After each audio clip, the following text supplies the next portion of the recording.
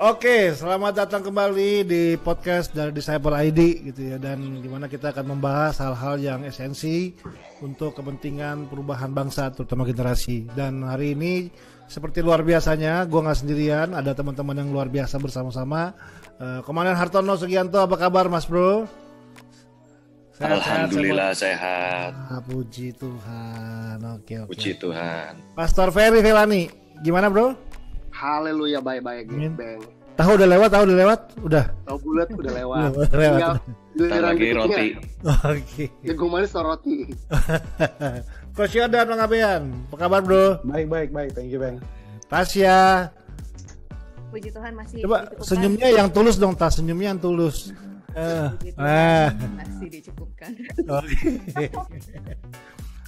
Pastor Aditya Lawan, Mas Bro, gimana kabar? Baik-baik semua, sehat? Sola Christus, sola gracia, semua karena anugerah, semua karena Kristus. Beda kalau pendeta jawab. Beda. So pada hari ini kita akan bersama-sama membahas tentang kata ini, Kristen waras. Waduh, apa itu Kristen waras deh ya?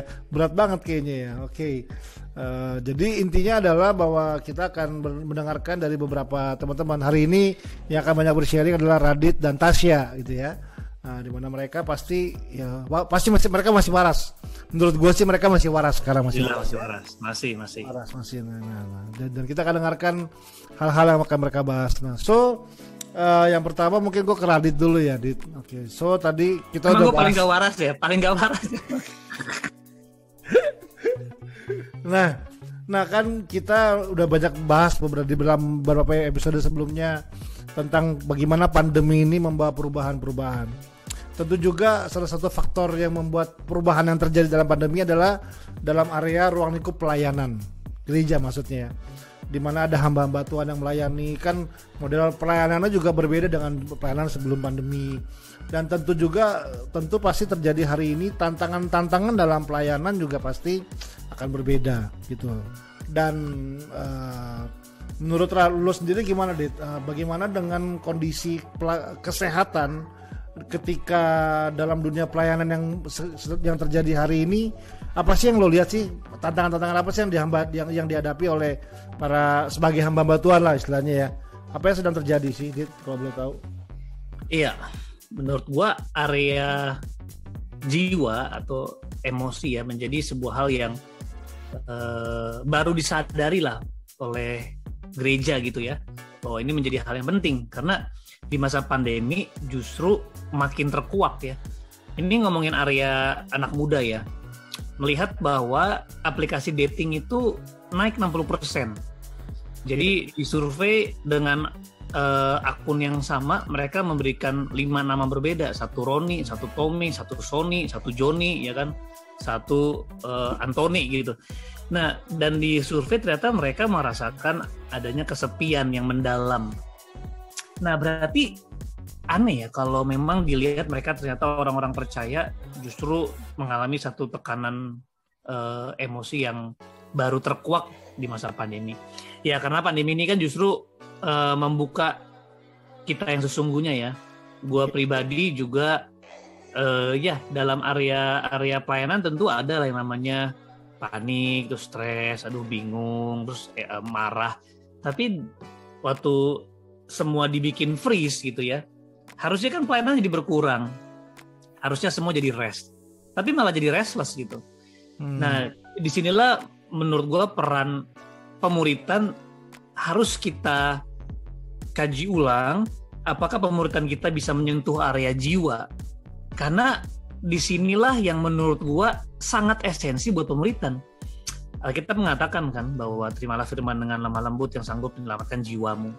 Artinya keadaan jiwa inilah yang justru Tuhan izinkan kita berproses. Waktu Tuhan selamatin kita, masa lalunya nggak berubah. Tuhan selamatin kita punya memori nggak berubah. Tuhan selamatin kita punya kecenderungan juga belum berubah. Ada sebuah proses yang kita kenal dengan pengudusan ya, pemurnian, yang gereja perlu ambil alih. Jadi bukan hanya gereja kita sebagai komunitas apapun itu instansi memusatkan kepada kegiatan saja, tetapi bagaimana setiap pemuritan dibangun sampai menyentuh area jiwa, dan terbukti dengan beberapa mungkin riset yang tidak komprehensif ya, yang natural sehari-hari, orang pada stres kok, orang tuh pada panik, orang pada anxious. Akhirnya mereka melihat bahwa udah deh, ini bukan waktunya gue pelayanan dulu. Nah, bahkan sampai pemimpin gereja, leadership gereja mengatakan, sorry gue gak bisa terlalu sibuk, gue harus pikirin keluarga gue. Satu sisi itu bagus, tapi jadi kita lihat, apa iya ya pelayanan dan pandemi itu gak bisa, maksudnya pelayanan dengan keluarga gak bisa diatur dengan baik. Ya itulah, ternyata berarti kan banyak dari pelayanan yang tidak bisa memenuhi kebutuhan jiwa mereka, sehingga mereka jadinya ninggalin gitu loh.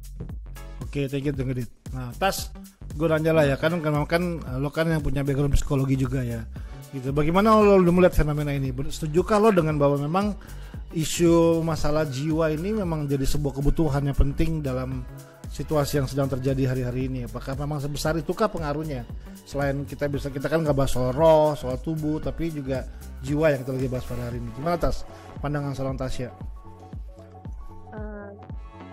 Memang betul yang tadi Radit bilang gitu ya. Apakah masalah jiwa baru ada sekarang? Sebenarnya nggak juga. Dari dulu tuh udah ada, baik di gereja maupun di luar gereja. Cuma mungkin memang seberapa itu terekspos, seberapa itu orang sadar ngeh bahwa ada masalah ini dan mereka mencoba untuk mencari solusinya, itu mungkin yang kelihatan berbeda hari-hari ini. Mungkin makin ya tadi itu reveal itu loh yang akhirnya membuat lebih banyak orang sadar dengan kondisinya. Akhirnya inilah yang lebih kedengeran hari-hari ini untuk masalah kejiwaan ini gitu ya. Dan kalau tadi dikaitkan dengan kekristenan, kan di awal kan judulnya kan Kristen waras gitu ya. Kekristenan sendiri pun kan banyak nih ranahnya nih. Kita mau bahas kekristenan dari tadi Radit bahas sisi pemimpin, kepemimpinannya, tim leadernya, tim pelayannya. Kita mau bahas dari jemaat-jemaatnya. Isunya pun variatif nih, beragam banget ya Beng ya. Maksudnya ada yang isu tadi Radit sempat sebut loneliness gitu, kesepian. Orang cenderung lebih merasa disconnected di masa-masa kayak gini karena mungkin kekurangan sentuhan face to face, langsung sama orang dan lain sebagainya. Lalu juga ada sisi mungkin anxiety tadi, panik, stres dan lain sebagainya. Itu juga sebenarnya salah satu pintu gerbangnya kalau yang gue perhatiin ya. Beberapa pemimpin mungkin kebanyakan atau mungkin pelayan biasanya tuh pintu gerbangnya di burnout, dirasa burnout itu tuh ketika hidup kekristenan sama dengan pelayanan gitu, dan akhirnya kadang kan bukan masalah jadwal doang ya, jadwal tuh mungkin jadwalnya berkurang atau gimana, tapi ada sebuah tuntutan baru di mana gini, oke, selama ini kita sudah bergerak dengan sebuah pola tertentu dan mendapatkan hasil seperti ini. Jadi kasarnya mungkin nggak perlu banyak hal yang dipikirkan gitu. Tapi ketika semua ini berubah 180 derajat, tiba-tiba dalam sekejap, bukan proses gradual gitu ya, sesuatu yang tiba-tiba di 2020 kayak dunia diputar balik. Apalagi mungkin pemimpin-pemimpin yang sudah generasi yang lebih sebelumnya, yang sudah lebih lama terbiasa dengan sebuah pola tertentu, dengan cara tertentu, dan sudah berjalan begitu aja tanpa banyak dipikirkan, quote-unquote gitu. Lalu tiba-tiba berubah 180 derajat dan mereka harus setengah mati memikirkan bagaimana menghadapi perubahan-perubahan ini karena mungkin ada ketidaksiapan dan keterkejutan dan lain sebagainya. Bisa jadi itu pun memunculkan sebuah burnout yang akhirnya mengakibatkan stres, mengakibatkan kecemasan. Baik itu terkait dengan, kalau kita mau fair, kondisi finansial gedung gereja kah, atau kondisi jemaat-jemaat kah, atau dengan kondisi pelayan-pelayannya kah, dengan bagaimana dia sendiri menyikapi, kok jadi hasilnya nggak kayak dulu lagi ya, kok sekarang kondisi nggak kayak dulu lagi ya, aduh harus gimana. Itu tuh memunculkan masalah-masalah yang baru. Apalagi kalau judulnya gini, kan gue pemimpin, kan harusnya gue I should be okay, gue harusnya terlihat baik-baik saja, gue nggak boleh kelihatan bahwa gue sedang punya masalah karena jemaat-jemaat ini ngelihat gue nih, gue harusnya jadi panutan dan lain sebagainya. Itu added pressure lagi. Jadi tuh ada banyak faktor variabel yang berperan banget nih di masa-masa ini, yang sehingga akhirnya mungkin menimbulkan ada disonansi atau gangguan yang tadinya kondisinya stabil, status quo, ini lagi nggak seimbang nih gitu. Nah akhirnya itu yang bisa memunculkan isu-isu kesehatan mental ini. Mungkin dari gue seperti itu dulu. Oke, sip. Oke. Nah, mungkin balik lagi ke Raditnya. By the way guys, kalau ada yang mau nanya boleh ya, mereka bilang please tanyain ke mereka. Mereka berdua layak, mereka bilang boleh tanyain ya. Jadi nggak apa-apa, nggak harus gue doang gitu ya. Oke. Dit, let's say misalnya di sini nanti ada orang-orang para pemimpin yang akan menonton podcast ini gitu, dan waktu mereka lihat mendengar apa yang kita sudah bahas, mereka akan berkata bahwa ini gua banget nih, ini yang lagi gua alamin sekarang nih.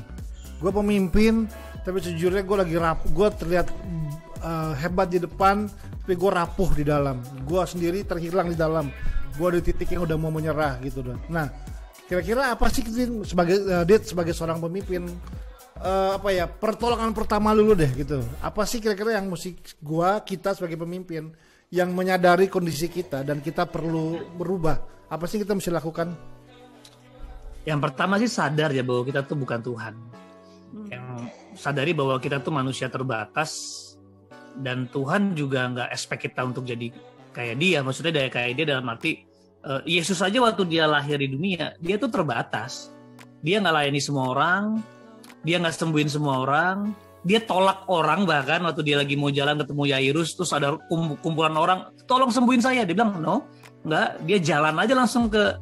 Nah artinya Yesus sadar dalam ketuhanannya ketika dia menjadi manusia, dia terbatas juga.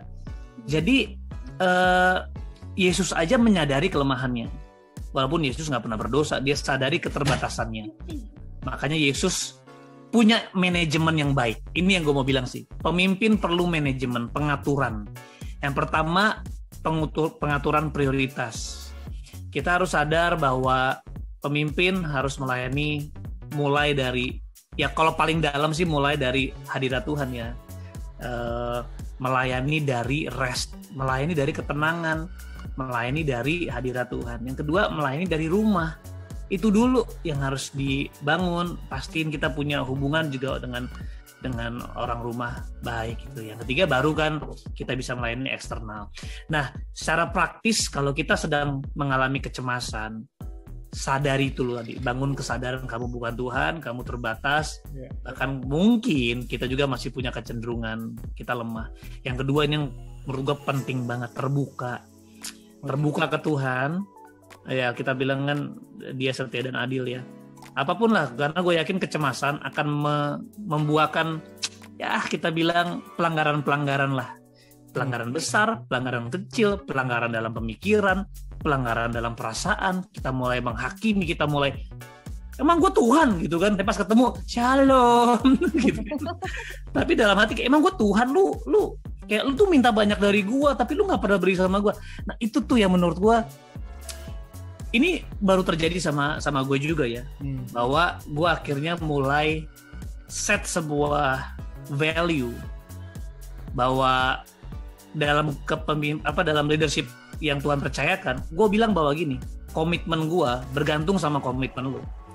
Kalau lu nggak mau komitmen sama gue mah cari yang lain. Ngapain gue mau sibuk sama lu gitu loh. Artinya I love you, ya kasih gue nggak terbatas, tapi waktu gue terbatas. Kalau kalian memang mau berkomitmen sama gue mau berkomitmen sama lo. Nah inilah namanya leadership team. Nah jadi selain terbuka, teman-teman perlu membuat sebuah perencanaan ya. Kalau melihat dari kegagalan gue sebagai pemimpin, gue berusaha untuk menjadi jawaban bagi semua orang di waktu yang sama dengan intensitas yang sama. Nah, gue akhirnya mulai mengatur ulang. Oh iya, sadar bahwa si Radit ini punya kelemahan A, B, C. Oke, gue sadar gue sanggup. Lalu gue mulai bawa itu ke tim. Gue bilang, tim, this is me. Gue nggak sanggup lakukan A, B, C. Gue butuh kalian, yuk kita jadi tim.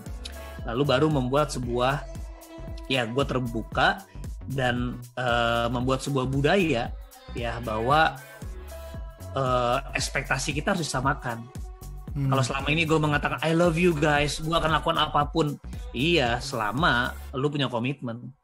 Nah ini namanya perlu pengaturan juga dalam ekspektasi sih ya.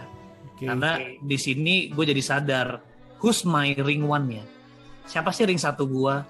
Siapa sih ring 2 gue? Siapa sih ring 3? Dan kadang-kadang orang di ring 1 bisa berubah nih, langsung jadi ke ring 3, ke ring 2. Nah ini kita perlu pengaturan yang sehat supaya kita nggak habis energi buat orang-orang yang sebenarnya memang gue agak kasar, nggak layak dapat waktu kita, kurang lebih begitulah gitu. Artinya ini sangat berat sih untuk gue sebagai pribadi Radit ngomong kayak begini, tapi ini membuat gue jadi jauh lebih happy menjalankan pelayanan, bahwa gue harus menentukan siapa dan siapa dan apa yang bisa gue investasikan waktu dengan ekspektasi yang gue tahu jelas, sehingga apa yang kita lakukan tuh kita bisa lakukan dengan pengertian yang tepat ya. Oke, memang gue di sini memang mau berkorban. Yang di sini I wanna spend my time. Yang di sini I wanna invest my time. Yang di sini gue akan siap berikan semua. Yang di sini gue akan kasih sebagian. Nah, memang ini butuh kedewasaan sih, karena bisa jadi juga ini jadi sebuah pembenaran untuk kita nggak bisa melayani semua orang. Mungkin gitu sih. Oke, nah mungkin Tas. Jadi melanjutkan tadi apa yang Radit sudah sampaikan. Menurut lo sendiri berarti untuk dalam proses pemulihan seseorang itu penting nggak sih komunal itu? Atau memang seseorang bisa bebas sembuh sendiri dari isu-isu mental health ini? Atau apakah peranan komunitas menurut Pak Tas dalam proses membantu seseorang bisa bangkit dan pulih dalam kondisinya? Gimana Tas? Oke, kalau misalnya kita bicara pemulihan dan kesehatan itu sebenarnya memang sama kayak kita umpamakan sakit fisik lah ya, gitu. Sakit mental kita kan juga punya degree-nya, punya levelnya nih gitu. Kita sakitnya. Jadi jangan buru-buru bilang gue bipolar nih gitu, padahal baru stres gitu ya. Iya, tiba-tiba kalau misalnya ngomong bipolar, gue sebagai seorang mama tuh gampang banget bipolar. Gila, dalam waktu 30 menit gue dari saya udah marah, teriak-teriak keluar tanduk. Apakah gue bipolar kan belum tentu gitu kan. Jadi ada degree-nya nih yang kita perlu menentukan support kata lu gitu. Dari curhat. Itulah derita seorang ibu ya. Tapi apakah seberapa besar support system yang kita perlukan itu dalam proses pemulihan itu akan pengaruh dari apa sih yang sedang kita alami gitu. Kalau sakit kita ya meriang-meriang gak enak badan, cuma agak-agak panas dalam, kayaknya perlu istirahat, minum obat cukup sendiri, dan antara kita dan Tuhan lah ya kalau kita bicara tentang spiritualnya.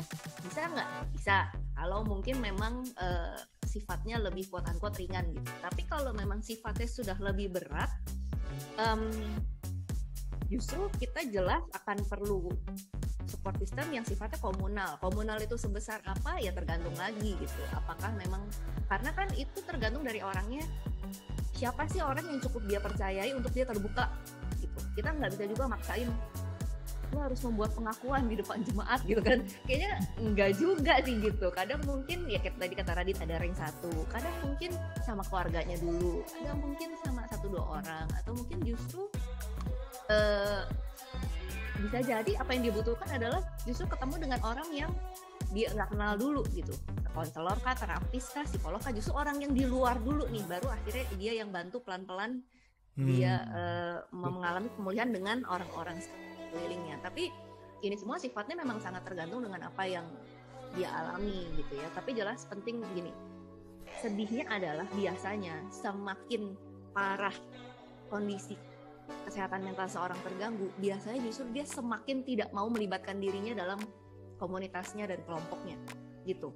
Padahal justru di momen itu dia perlu support dari orang-orang for whatever reason ya. Justru orang bisa cenderung lebih memilih untuk udah deh gue sendirian, gue bisa.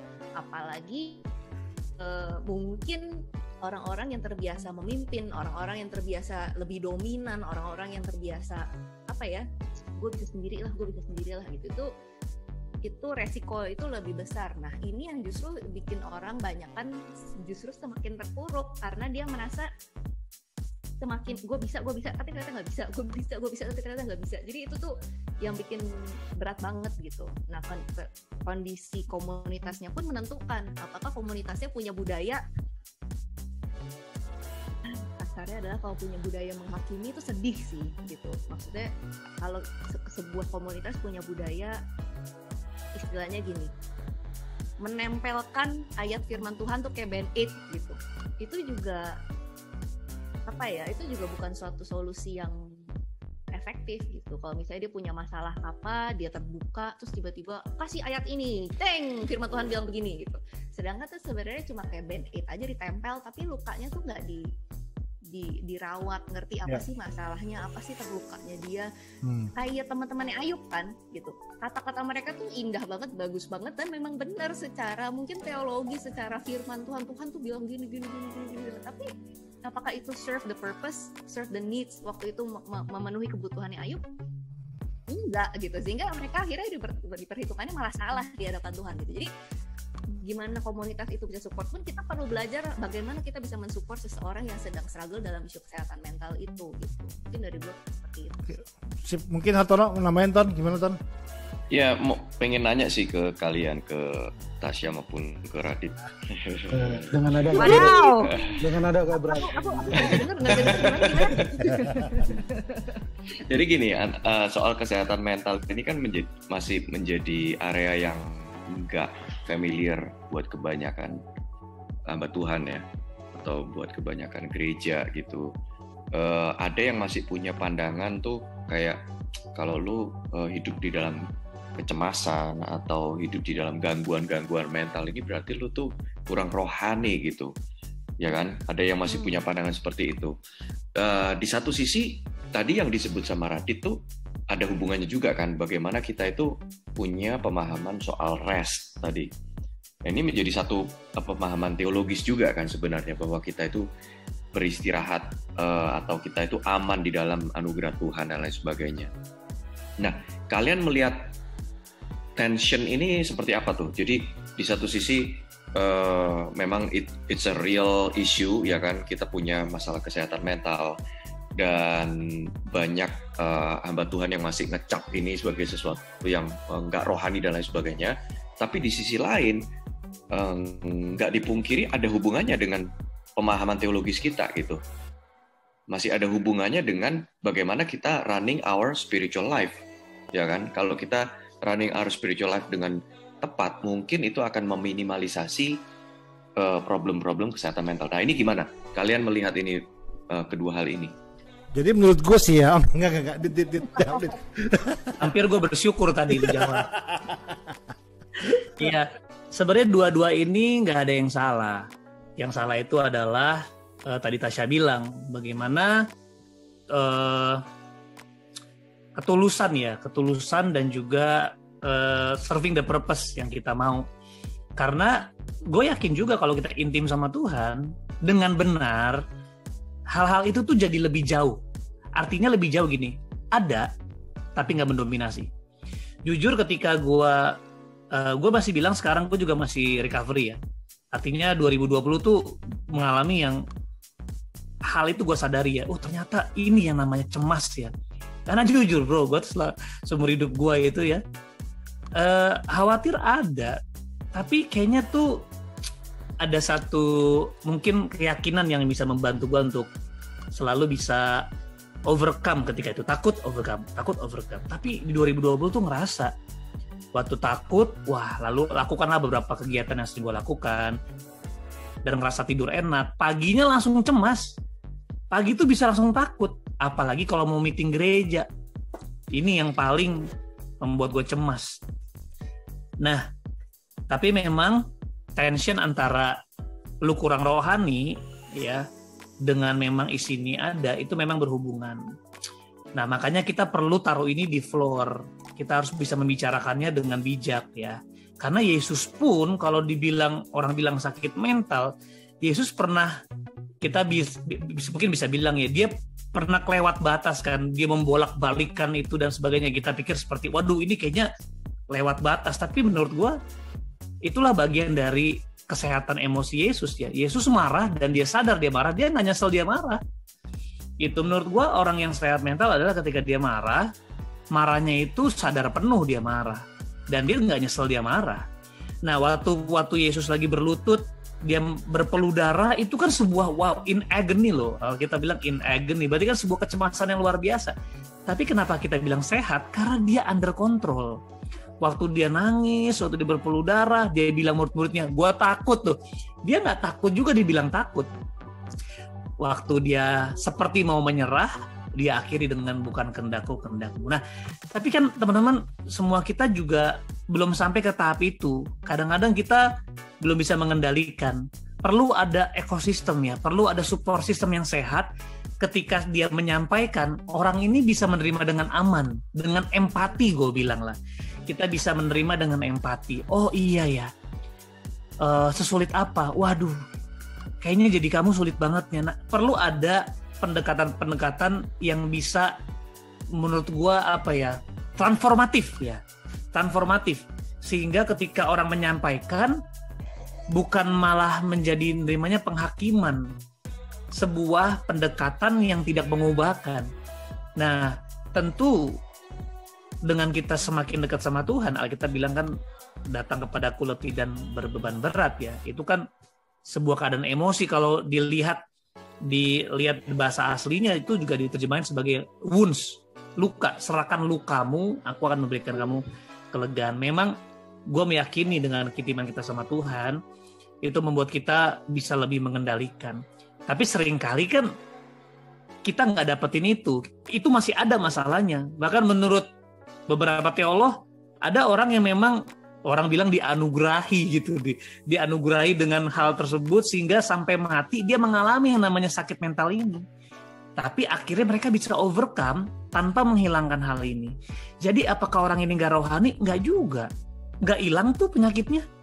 Tapi kerohanian seseorang membuat mereka jadi bisa menduduki. Mereka bisa istilahnya tidak ditunggangi, tapi justru dia yang mengendalikan. Nah, dua hal ini memang harus diantisipasi, dihadapi dengan kasih ya, dihadapi dengan kasih dan juga kebenaran, truth tadi ya, dengan kebenaran yang bisa menyembuhkan lah. Oke, sip, thank you. Ya, oke, nah. Waduh, sebenarnya banyak banget yang gue mau nanyain nih ya, tapi belum waktu gitu ya. Awalnya kita coba bahas dulu deh. Tapi Tas, menambahin nggak Tas? Tadi apa yang tadi ada itu tambahin? Ada itu ngomong. Ya mungkin gue mungkin cuma sekedar nambahin, kita perlu berhati-hati ketika membahas ini memang gitu ya. Karena to be fair, benar nggak kalau kondisi kerohanian kita itu menentukan seberapa mudah kondisi mental kita, kesehatan mental kita terganggu? Mungkin iya gitu. Seharusnya kondisi kerohanian, gue nggak bisa bilang seharusnya lah ya, tapi idealnya secara teori kondisi kerohanian kita itu seperti tameng kan. Ketika kita bicara kondisi kerohanian tuh bukan hanya sekedar kita rajin melakukan kegiatan-kegiatan rohani ya, bukan itu ya gitu. Tapi kondisi kerohanian adalah ya bagaimana kita connected fully nggak sih sama yang menjadi sumbernya itu loh gitu. Apa kita berjalan dalam Kristus dalam keseharian kita, dalam tindakan kita.